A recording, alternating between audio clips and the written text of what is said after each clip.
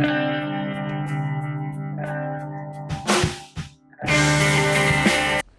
Virgo, I'm Anisha. So Virgos, we are starting February with a Mercury retrograde. It has been retrograde since the last month, and it carries on being so till about the 10th, or carries on actually till about being, I think, till about the 12th.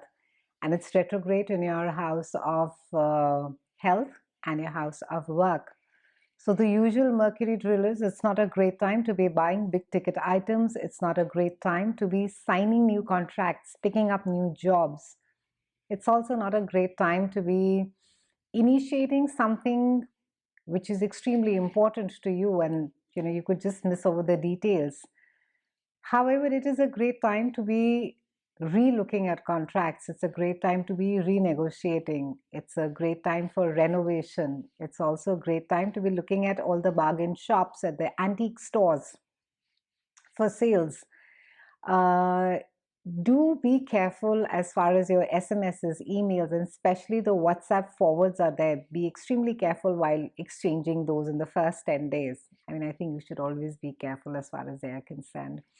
On the 5th, we have Venus that is moving into your house of long distance travel, higher education, and it is resonating with Uranus over here.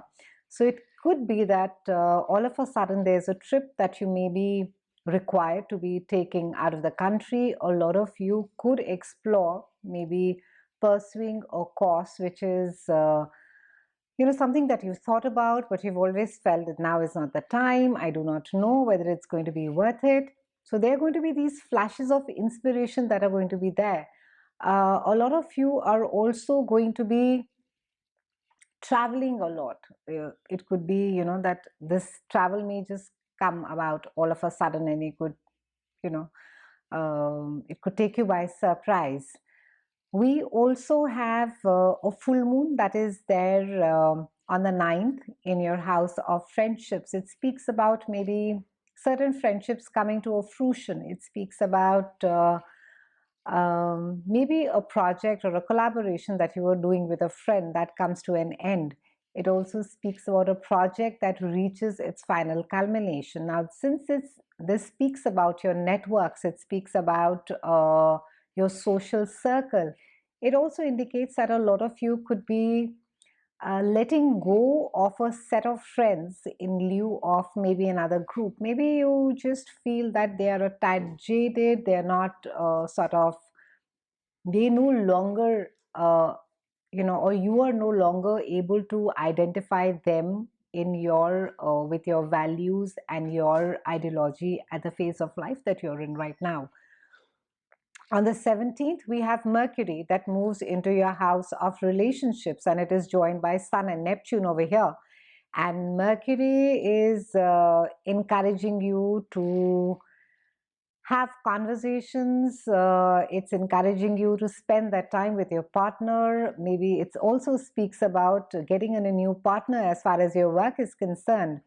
Mercury, since Neptune over here is, while it speaks about clarity as far as the sun is concerned, Neptune will bring about, it will almost be that it will be like a dreamlike project that comes to you. It can be a dreamlike collaboration that happens for you. Maybe you meet someone, Virgos, during this time who's maybe the ideal partner. You could just have this sense about that, oh, I could have just dreamt about this, but this has happened for me. On the 20th, we have Sun that moves into your house of joint finances and intimacy and sexuality. And this is also the place where there's going to be a new moon. So a lovely time with the sun and the new moon over here. It gives you an opportunity to start something new. It speaks about maybe newer resources as far as your income is concerned. This also speaks about your partner's money. So there can be that there's a new opportunity wherein that your partner can generate more money.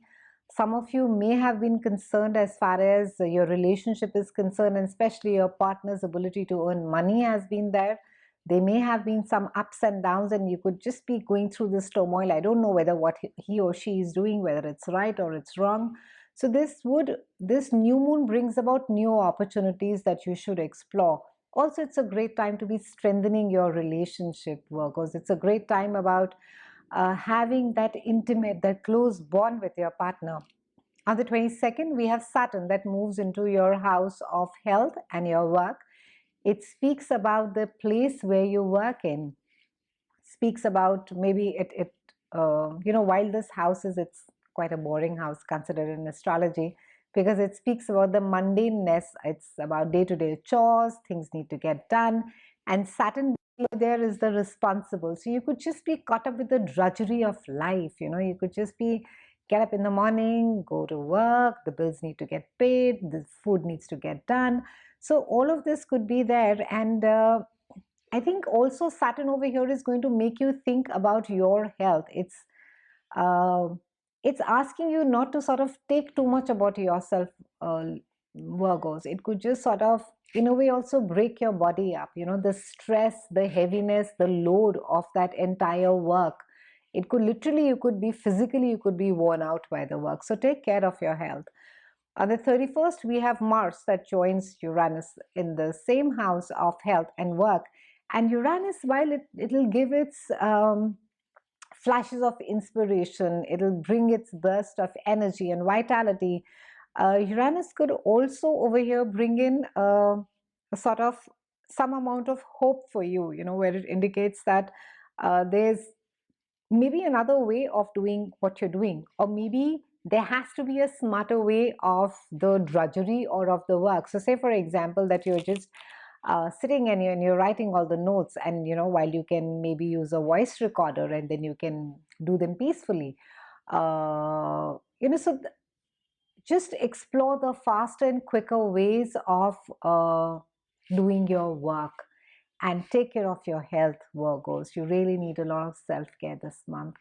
It's been a pleasure speaking with you, Virgos. I thank you again from the bottom of my heart for being here and for being patient with me.